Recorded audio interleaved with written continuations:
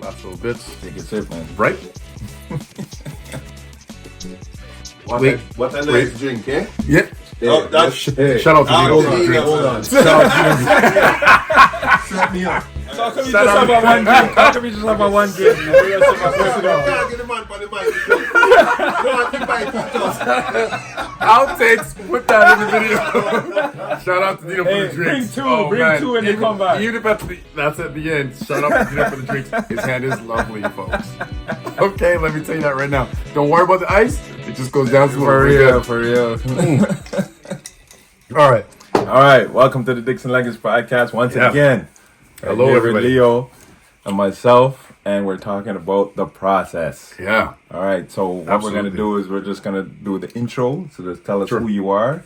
And then the second follow-up question is, who are your mother and father? Okay. So Well, I really want to big them up because we always talk about legacy. yeah. And if it wasn't for them, it wouldn't be us. Sure. Right? Yeah, I agree. So let's get it. I'll wrap part of that into one piece. Yeah. In terms of answer, I'm Violet's son. And Violet's son comes with a lot of Violet Morrison's son. I'll say that. She's I come from her in terms of by way of Bamboo is the parish Saint Anne in Okay. Jamaica. Okay. My dad is from Kingston, Jamaica. His name is Wendell Morrison. I am a product of their time together, their love together, their celebration together. Whether that stayed at a long term is, unfortunate. But it is part of my story. It is what it is. It's the reality. I'm also many things. I mean, I'm sure. Hopefully, I get posted after Chris did because this way it makes more sense for you. Yeah. When you're watching it, but I mean, I'm also the same type of things. I mean, yes, we could talk about what you do for current employment, but I'm also a design head. I am a razor blade. I am a guy who believes in supreme confidence.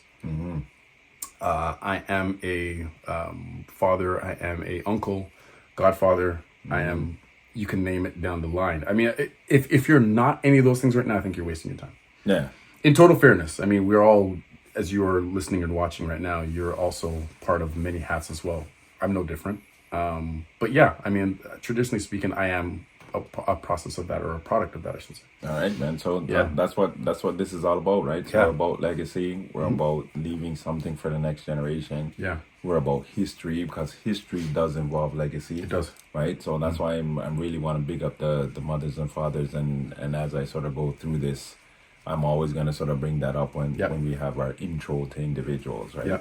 So moving on from that, so what is your side hustle? And the side question to that is, what is your passion? Because your passion should be your side hustle, right? Okay. So what do you got going on? Yeah, so I'm a design head. That's the first thing. I'll be honest with you. I took industrial design in school, which means that anything that you physically touch, grab, interact with, primarily an industrial designer at some point had to think of that. So, for example, that could be if you are into potted plants. I'm looking at one right now, a vase or a vase, depending on where you are in the world. If you are a person that likes to look at, flatware or glasses that you drink out of, or a cell phone. Jonathan Ive comes to mind. He's a inspiration of mine. He's the person that came up with the iPhone. Frank Gehry came up with buildings. He's more architectural, but the idea of what materials to use and those kind of things. So my passion is rooted in design. Also, I mean, basketball is my love. I mean, as we've already talked about before, that is where I've become more of a well-rounded person because of the triumphs and the successes and the failures. So that's really where I've shaped who I am today, physically sitting here beside you, kind of thing. So, yeah, I mean, they all play a part. There's not one thing that's more than the other. They're all equal, but they all have heavy power behind them. That's where I am. All right. So when we talk about passion and we talk about hustle, there's something called the process. Yeah. So I want me to tell me a story of how you discovered the process. Because in order for you to be successful in anything, you need to follow the process. The process. No way around it. Yeah. Right. The process for me was we're going back. Sorry, what I'm going to bring up now is I'm 44 now, and I'm not ashamed of it. Ever. I'm never going to be ashamed of an age, and I will out myself if that's what you call it. But I grew up in the early 80s, 90s kind of thing. And I graduated in 97. So I was 17. I graduated a year early. And I remember part of the process for me was I wanted to be, in terms of basketball, I wanted to be the best on the street, Okay. then the block. Hold on a second. Yeah. don't I think wanted that to was be. sleeping. Yeah, that's very good. Yeah. I wanted to be the best on the street, on the block, on the in the area or the neighborhood, and then of course the city, and then of course the province. Blah blah blah blah.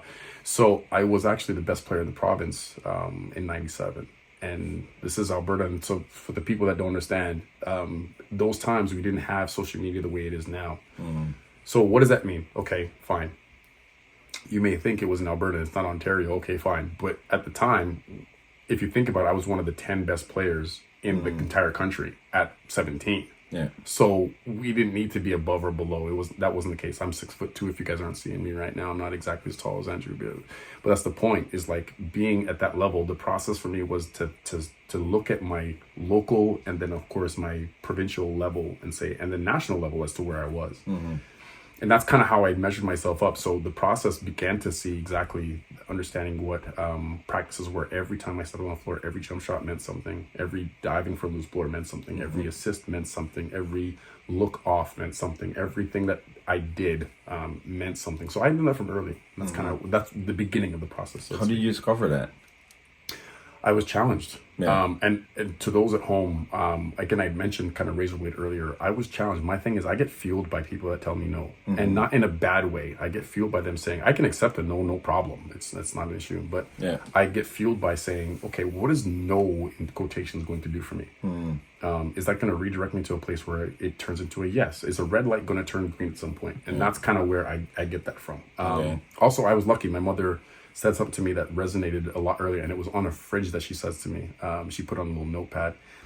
She left on the fridge, and it said, the only time success comes before work is in the dictionary.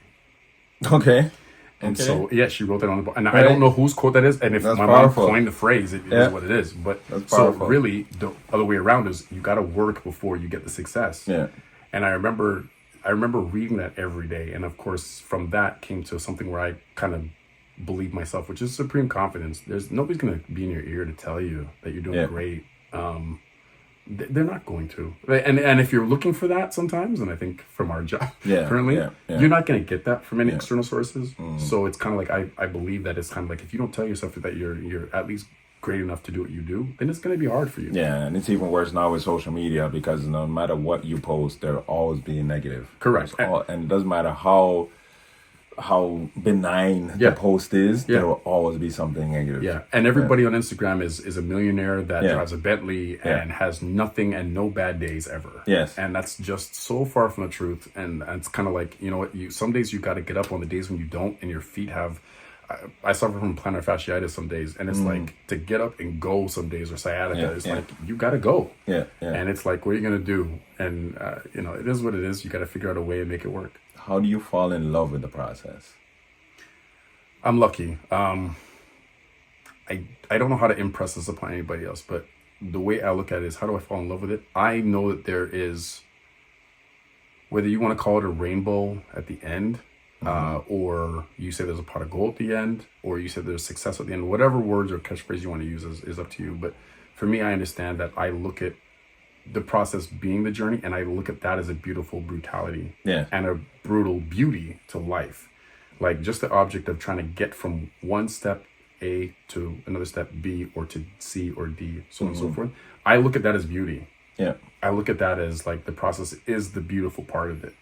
So I've never really internally had a problem saying, can I fall in love with something? I'm already self-motivated to go, because I've never really had the push, unfortunately.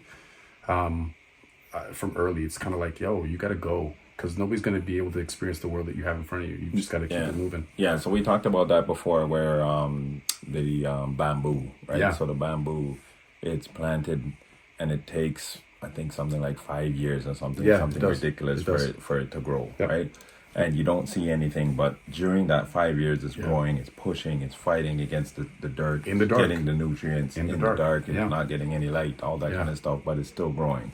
And then once it pushes through, it grows like a foot a day or something like that. Like it's something crazy, incredible. right? Yeah. And then what do you see? You see this big, huge, powerful thing that's come out of the ground and it's beautiful, right? But you Agreed. didn't see the 5 years that it put in to begin with. No. In order to make that happen. Yeah. Right. So that is the thing. Some of the things we talk about with the kids, with the champion makers, right? Yeah.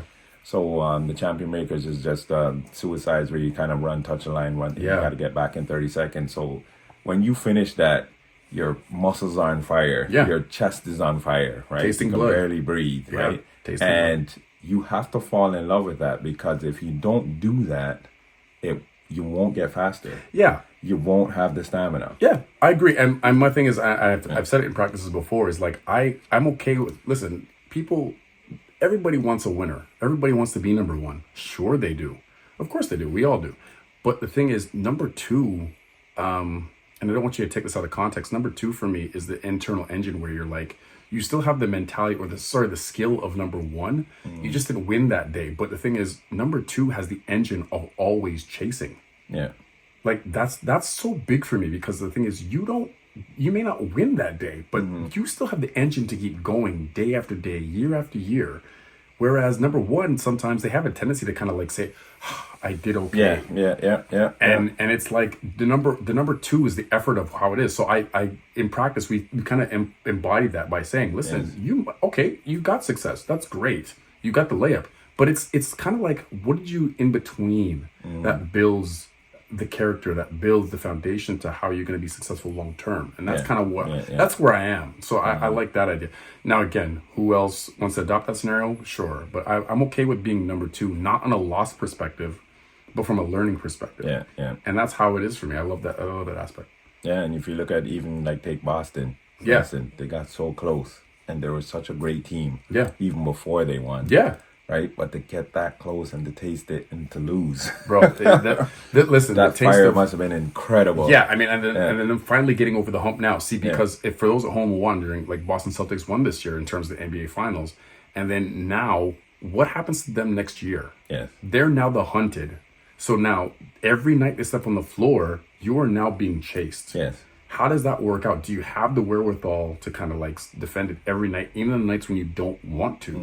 And that's kind of how it works sometimes. So for me, I'm enjoying like the chase. I always consistently want to make sure there's something I can lead to. Right. So how do you get started? Oh man, wow. Every day. So for me personally, waking up in the morning, I don't necessarily now. Again, I'm 44. I don't necessarily have to say. I'm a young man still, man. Young boy. I don't even care anymore. I say it to myself that it's always, and even throughout the day, I say to myself, supreme confidence.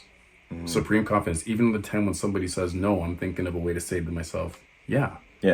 And if not me, then who? Like sometimes if you're not amongst the greatest, you got to be the greatest yourself. Yeah. And if that doesn't work for you, you got to start telling yourself that, because nobody's going to be in your ear. I think it was Julius Caesar. He had a guy behind him, and I might be paraphrasing this, so forgive me if I'm wrong, but he used to have a person behind him that says, you're only a man. And as he walked along through the city, you're only a man. You need somebody to kind of ground you, but if you're in your head, you should be saying to yourself, no, I am that dude. Yeah. Or I am that woman, or I am that girl, or I am that boy. Listen, I'm going to do this, and you're going to have to tell me and show me reasons as to why not. That's correct. And even then, I'm going to keep going forward until somebody does, and then I'm going to keep coming back at you. All right, so what are you intentionally doing to continue the process? Oh, man, it starts small. Like the thing is, everything that you can think of, you mentioned earlier about the bamboo stalks and how they grow. They all started from a little small, little bitty piece. And that's really how it is. For me, it's just understanding that, you're not ever going to just reach high heights without understanding that you take one first step or whatever. So I'm at this current stage of my life, I'm used to and okay with just saying, you're going to have a first day for everything. Yeah. So it's okay not to be perfect the first day. Grind it out, be gully, understand that it's going to be reckless and it's going to look terrible if it's art, if it's whatever, whatnot. Do your own thing. It's fine. But the next day you do it, put in, I think it's 10,000 hours. Yes. Yeah. If you get to your 10,000 hour, but you got to start from hour 1. That's right. Okay, so you do hour 2. Okay, the hour 3 and so on and so forth. Yeah, so it's like I was telling the boys, like when you were born, did you just get up and walk? Can. No. So you got up, you fell down. Yeah. You got up, you fell down. Yeah. At any point did you say, you know what, I'm just not going to walk? Yeah, absolutely. No, you got up, you fell down. And then you started walking. Yeah. Right? So one of the things I asked them is, are you practicing walking today? It's a good point. Right? And everybody said, no, you're not practicing. And I said, yes, you are. Yeah. Every time you take a step, you're practicing. Yeah. But because you practice it so much, you don't even think about it anymore. Yeah. Right? And that's what you have to get to with whatever you're doing. Yeah, correct. Right? You got to keep doing it every single day until it feels like you're not even practicing anymore. Correct. And then it just becomes standard. There's to me, and to build on that point, I think really quickly, there's something called fear of winning, and sometimes fear of winning means that you want to you don't want to step outside because you may have a group of people that might be behind you saying, "Why are you acting like a nerd?" or "Why are you doing this?" There's something like that, and if you can tell those friends that you have that don't want you to exceed or skip a grade or show that you're good at a math class or whatever, not because they think that you're not going to be part of them anymore. Yeah, you have to understand that that's part of who you are. If that's who you are, why can't you lead from the front? That's correct. Why can't you? Yes. Now, there's a good school of thought to say you can lead from behind. Sure, there is, but why can't you lead entirely? Yeah. From whatever aspect you are, run your own lane, run your own race, be who you are, and understand that you have your own little power. As to how you want to channel your own life. Do your own thing. And I think that's embracing. It took me a long time to understand that as a adolescent, because we all want to fall into the friends and whatever. Yeah, but everybody wants to be a part of the group. Yeah, because if you're a part of the group, you won't be criticized. Yeah. You won't be teased. Yeah, you won't be picked on, right? And even if you think of the animal kingdom, right? Anybody who's not a part of the group, those are the ones that the lion go after. Correct. Right? So we're always sort of pushed to being part of the group and then not identify our individualism, which we are all individuals, and then building on that and then becoming that leader and leave the group. Yeah. Because it's going to take you to higher heights. Yeah, and it's part. And again, as the theme of it, it's part of the process. Like you have to understand that you can't just sit there and say to yourself, "Okay, you know what? I failed today," and then pack up and go home. Yeah, go back at it. Yeah, go back at it, man. There's no. You learn everything from losing. You don't learn anything from winning. At least in my experience. And somebody could be out there, and I'm open for the disagreement with that, or pivot on that. But at the same time, in my life, the most times I've learned something has always been because I've been told no, or because it was actually a loss in my case. Right. All right. So, in saying that, gotta finish it off. Sure. With list your social media. Okay. And so email, right? Because I know you're big into your art stuff, nice try, right? brother. So we got to let people know that look at the artistry is right here on his chest. I keep some artistry around. Right? You have to see his truck outside, right? That's artistry. I'm gonna make something. I'm gonna make a new page. You got to talk about it. I am gonna make a new page, my personal Instagram page. I don't run for my age. It is the year and the date and the month that I was born. So it was the number 2, the word 16. So again, that's SIXT as in Tommy, EEN as in Nancy. So 216 and then 80. That is my actual Instagram handle. Now, there's not much on there right now, I'll be honest with you, only because I'm trying to figure out exactly how I want to showcase my art in a certain way. Really quickly, I think the type of art that I do right now, it ranges in a lot of ways, but I want to make sure people understand it's not because there's a big discrepancy in the or a big discourse, I should say, in the art community. Whereas artificial intelligence, I am not doing artificial intelligence, folks. That's not how it works. I do digital art. Yeah, I do it on an iPad. It takes me sometimes about 15 to 20 hours per what I call a sculpt. I sculpt them. So it's not, what you're seeing is not something that is computer generated primarily. It's not something where I say, oh, let me type in a couple prompts and then it comes up. It's not like that. I actually sit there and sculpt every last little piece that I do. So with that said, 21680, that's my Instagram. Primarily speaking, that's where you could either DM me or whatever the case may be. I'm open for any difficult or easy type of conversations, whether it be design related or not. I welcome the discourses from a myriad of topics. We talked about model parliament earlier on this week, and I was thinking about doing something like that. So maybe at some point, if you know what model parliament is, hit me up. If you don't, hit me up anyway. We're gonna do it, and then we'll talk about it. I think it's great for the next community. I learned about it, and when I was in middle school out west, then high school subsequently, and then of course in university. So it's kind of the same idea. Yeah, so we just got to build it out with more microphones to make it work. So some better cameras, just iPhone, exactly, and stuff like that. So we're gonna go to that, but it's gonna happen. Exactly. So we'll talk about that. But for now, 21680 IG. That's where you can get me at, and then we'll go from there. Okay. So the last question is, how come this is just the first time I know what your IG is? You know what? I'll be honest with you. I do not. I'm glad he said it because he's laughing for a reason. Let me tell you real quickly. I have a tattoo on my leg that says ghost. I am a ghost. Okay, I am. It is what it is. Although I'm 6'2" and change, I can actually not be seen in an event or a place. So which ghost came first, Power or you? No, believe it or not, I had the nickname from a while ago before Power. Okay, all right. But Omari Hardwick, if you're seeing this ever in life, fair play to you. You did justice to the character. Yeah. For me specifically, GHOST stands for greatness has one specific trait, and that to me is sacrifice. In order to get to the next level, you got to sacrifice something. So, GHOST is actually not exactly just what you think it would be. But the reason why it's a ghost because it's a double entendre. It's double sided. I actually can disappear. Like sometimes I'm a Aquarius by heart. I can actually just exist in my own space for a long time without anybody really noticing. And that's powerful too, because a lot of times they say that for you to become better, sometimes you have to disappear. That's what it is. Get better, put in the work, and then come back, and then let those people see you surround you, see who that new person is. The work is done. I hate to say it like this because I don't want to seem ominous, but sometimes the work needs to be done in the dark. Yes. Where nobody's watching you, nobody's listening, those kind of things, and then you do it behind it. So that's really what ghost actually means to me. I don't look at it as from the negative connotation that people may associate with it. Yeah. But anyway, so the point is that's really what it is. So in terms of how the original question, that's the reason why you don't know about it is because again, I've limited my social media because again, I like to keep a lot of stuff close to the chest until I feel that it's ready. And sometimes I actually go back over previous work to be like, you know what? It's not ready in my own. Yeah. Right. So that's kind of why it is. So essentially speaking, yes, follow me. I'll follow you back. But essentially speaking, I look to try to make sure my artwork is as up to snuff as I want it to be. That's right. But you know that you're up to snuff. Yeah. Oh yeah. Will never be 100%. That is correct. It is correct. So you have to let the world see. Yeah. Even if it's 50%. The flaws. Yeah. Because your 50% is the world's 100%. Yeah. You know what I'm saying? But no, I don't get me wrong. It's you're 100% correct. Yeah. I have to get better at that. That's right. That's why we're here to push you. Yeah, and I'm glad you said that because that's a lot of people need to hear that as well. Like, so if you're out there thinking that you have to, make sure that your stuff is running at 100%, you don't. I'm a perfectionist at heart. So I want to thank you, of course, and of course, Coach Chris and Coach Drew as well, and Coach Kerry as well. Yeah, it's good to have people keep you honest. But yeah, I like to make sure it's leveled. So I'm getting better at that. Give me some time. All right. So subscribe, comment, like, share. Yes, sir. All right.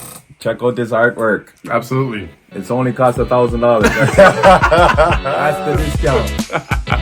I've got some. We're like Masai Jerry actually has one. So if Masai Jerry, if you're watching this at some point, thank you very much for at least allowing me to put one on your chest. But yeah, thank you very much. I appreciate it. All right. It's a wrap. Later. Nobody clattered.